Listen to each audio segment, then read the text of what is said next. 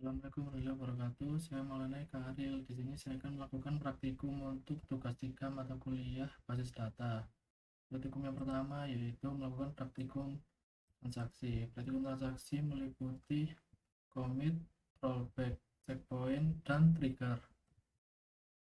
Di sini sudah terdapat database dengan nomor rumah sakit yang dibuat pada saat mengerjakan tugas 2 yang memiliki beberapa tabel seperti administrator, daftar, dokter, dokter admin, pasien, dan pasien dokter.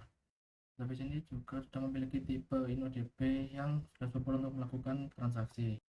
Untuk yang pertama yaitu saya akan menunjukkan untuk penggunaan commit. Yang pertama yaitu kita akan membuat transaksi tanpa adanya commit. Masuk ke rutin, kita rutin dengan nama transaksi 1, masukkan tanpa adanya commit, lalu kita simpan.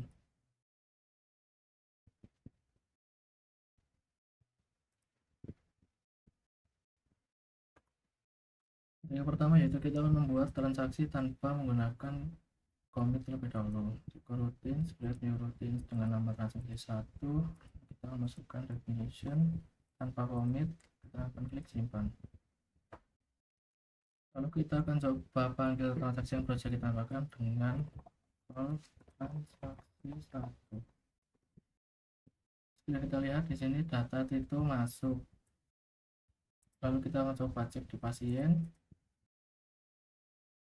Data itu tidak terdaftar di sini karena transaksi yang kita buat tadi tidak menggunakan commit. Lalu di sini kita akan membuat transaksi yang kedua yang memiliki commit di dalamnya.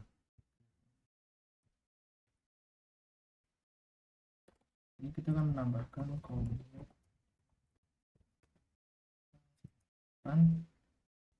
Setelah berhasil kita akan panggil di SQL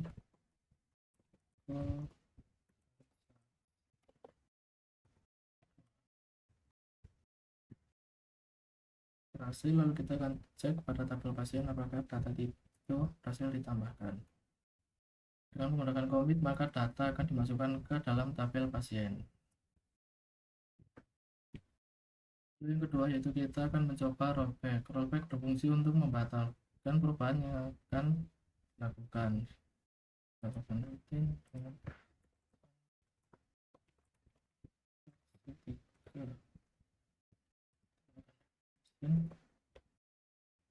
di sini ada rollback yang nantinya akan membatalkan perubahan pada nama pasien. Kita akan klik simpan. Yang kedua yaitu kita akan praktek rollback. Rollback berguna untuk membatalkan perubahan yang akan dilakukan. Dengan nama transaksi 3 kita akan masukkan definition.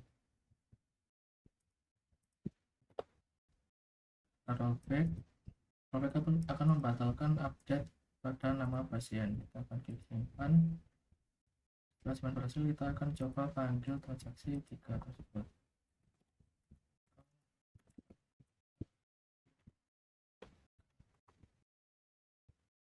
Yang dilihat bahwa nama pada ID pasien 3 tetap Maira dan tidak berganti ke Danar. Begitu juga pada tabel pasien, data tidak berubah dan namanya tetap Maira pada ID pasien nomor 3. Yang ketiga yaitu kita akan mencoba transaksi checkpoint. Transaksi checkpoint berfungsi untuk menandai atau menyimpan titik sementara pada saat kita menambahkan atau mengupdate sesuatu. Misalkan kita menambah data pertama lalu membuat checkpoint 1, apabila lalu kita menambah data kedua dan ingin kembali ke poin 1, maka tinggal rollback ke poin 1 tersebut. Kita akan coba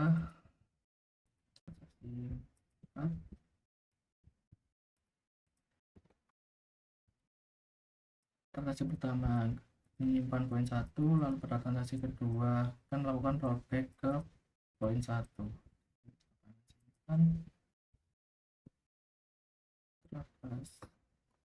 Kita lihat yaitu sini data dengan ID 7 dan ID 9 masuk ke dalam database, tapi tidak dengan data dengan ID 8 karena rollback ke poin dengan ID 7.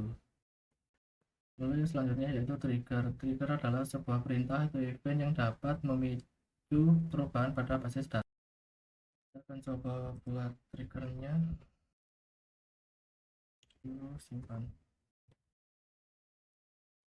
Setelah berhasil, maka kita akan coba memasukkan data pada tabel transaksi obat.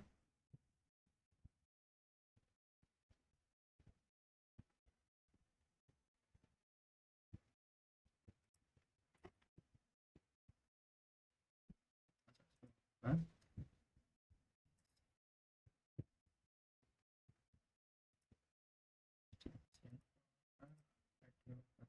Jumlah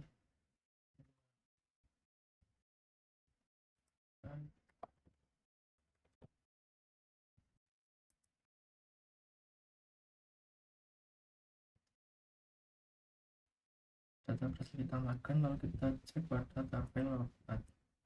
Dan dilihat di sini stoknya berkurang dari 20 menjadi 15. Setelah melakukan praktikum transaksi, di sini saya akan melakukan praktikum basis data terdistribusi.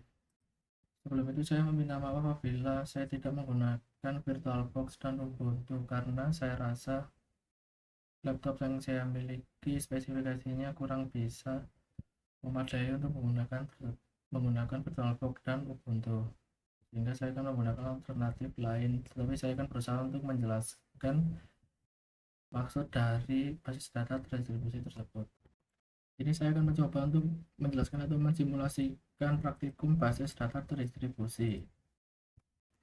Jadi saya memiliki query yang pertama, yaitu query untuk mengupdate data pada tabel dokter yang berada di database rumah sakit atau database utama. Lalu yang kedua yaitu query untuk mengupdate nomor HP pada tabel dokter juga, tetapi pada rumah sakit cabang atau yang kedua.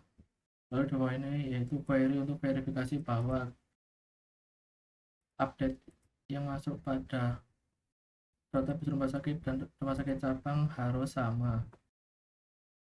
Menurut sepemahaman saya, maksud dari basis data terdistribusi yaitu ketika ada perubahan atau data yang masuk pada server utama atau master, maka pada database lainnya yang berhubungan akan ikut mengalami perubahan data sesuai dengan yang berada di server utama, yang dimana nantinya data dari server utama dan server cadangan akan selalu sinkron.